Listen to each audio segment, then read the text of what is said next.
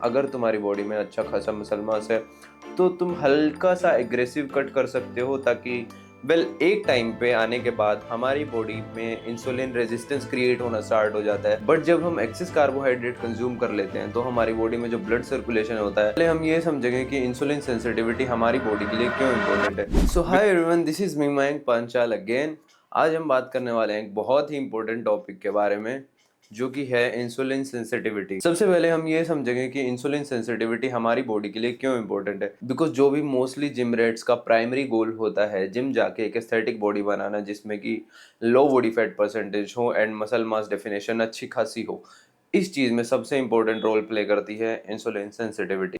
Insulin एक हमारा hormone है जो हमारी बॉडी प्रोड्यूस करती है नेचुरली, एंड उसका काम ये रहता है कि हमारी बॉडी में जो हमने कार्ब्स लिए हैं, जो कि बॉडी में जाके सिंपल शुगर में ब्रेक डाउन होते हैं, ग्लूकोज में ब्रेक डाउन होते हैं, उनको हमने स्टोर करना है या फिर उनको हमने मसल्स में ग्लाइकोजन लेवल्स रिफिल करने के लिए भेजना है। बेसिकली इंसुलिन हमारा एक ट्रैफिक कंट्रोलर, हम उसको बोल सकते हैं। कार्ब्स का ट्रैफिक कंट्रोलर जो है वो हमारा इंसुलिन होता है। बट अब मैं बताता हूँ इंसुलिन सेंसिटिविटी काम कैसे करती है। हम कार्ब्स खाते हैं, कार्ब्स को बॉडी जो है वो सिंपल शुगर में ब्रेक डाउन करती है, ग्लूकोज में ब्रेक डाउन करती है।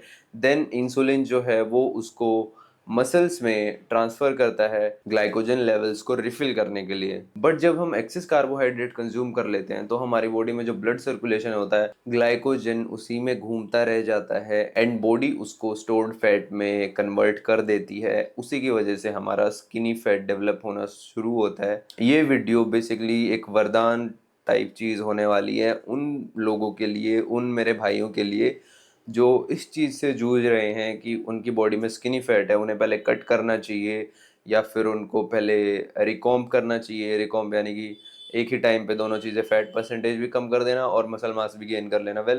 उसके लिए तो मैं बिल्कुल ही मना करूँगा, बिकॉज वो एक बहुत पेनफुली स्लो प्रोसेस है एंड उसमें आपको इंसुलिन सेंसिटिविटी कंट्रोल करने के लिए बहुत सारी चीज़ें मैनेज करनी पड़ती हैं।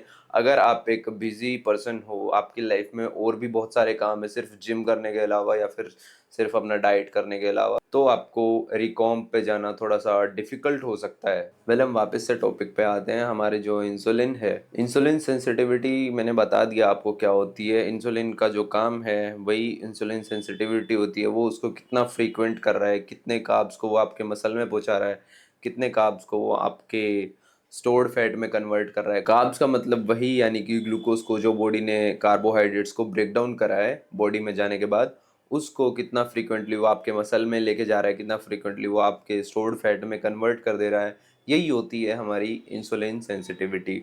एक टाइम पे आने के बाद हमारी बॉडी में इंसुलिन रेजिस्टेंस क्रिएट होना स्टार्ट हो जाता है। देन इसका सॉल्यूशन क्या है? बेसिकली देखो, जो इंसुलिन सेंसिटिविटी है ना, वो काम ही इसी चीज़ पे करती है कि आपने अगर एक्सेस कार्ब्स लिया, वो आपकी बॉडी आपके स्टोर्ड फैट में ही स्टोर करेगी, स्टोर्ड फैट को ही बढ़ाती चली जाएगी।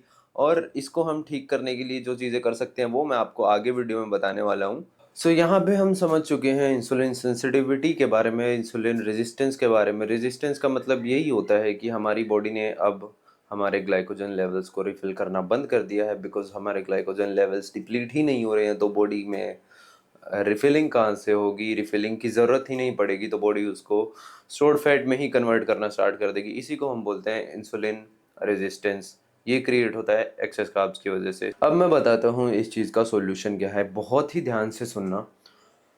पहले तो सीधा सा जवाब उन लोगों के लिए जो इस चीज़ में कंफ्यूज हैं कि उन्हें कट करना चाहिए या उन्हें रिकॉम्ब करना चाहिए या उन्हें गेन करना चाहिए। भाई सिंपल सी बात है, आपको कट की तरफ जाना चाहिए। आपको एक कैलोरी डेफिसिट फॉलो करना चाहिए। मेरी इंसुलिन सेंसिटिविटी वाली एक्सप्लेनेशन से आपको समझ भी आ गया होगा।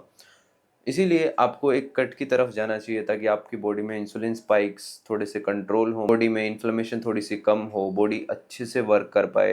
एक्सेस कार्ब्स की वजह से बॉडी एक्टिव रहना भी छोड़ देती है, बिकॉज वो इंसुलिन स्पाइक करते हैं, देन वो क्रैश होते हैं।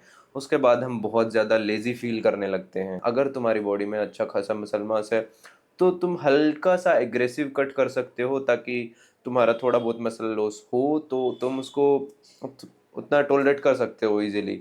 इतना अगर है तो तुम एक एग्रेसिव कट की तरफ जा सकते हो। अगर तुम्हारी बॉडी में थोड़ा सा कम मसल मास है तो तुम उसको 200 से 300 कैलोरी के डेफिसिट पे रख के एक कट करोगे तो तुम्हारे मसल ग्रोथ को भी प्रमोट कर सकता है। वो स्पेस पूरा भर गया था तो अभी फिर से वीडियो स्टार्ट कर रहा हूँ। आई थिंक मैं कट के बारे में बता रहा था, बेसिकली वही कि आपकी बॉडी में अगर मसल मास अच्छा खासा है तो आप एक एग्रेसिव कट की तरफ जा सकते हो। बहुत एग्रेसिव नहीं, नॉर्मल सा एग्रेसिव कट 500 से 700 कैलोरी का डेफिसिट आप कर सकते हो अपने मसल मास को एक प्रिसाइजली तरीके से रिटेन करने के लिए।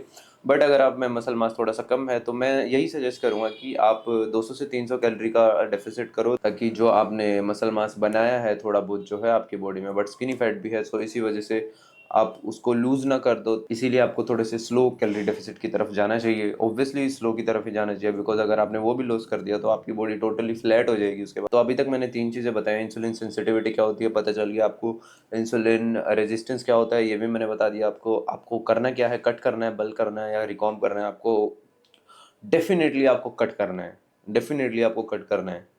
ये बात छोड़ दो, अगर आपकी बॉडी में स्किनी फैट है ना तो आपको कट ही करना है। अब मैं बताता हूँ फैट लॉस के फेज में आपको इंसुलिन सेंसिटिविटी को कैसे मेंटेन करना है।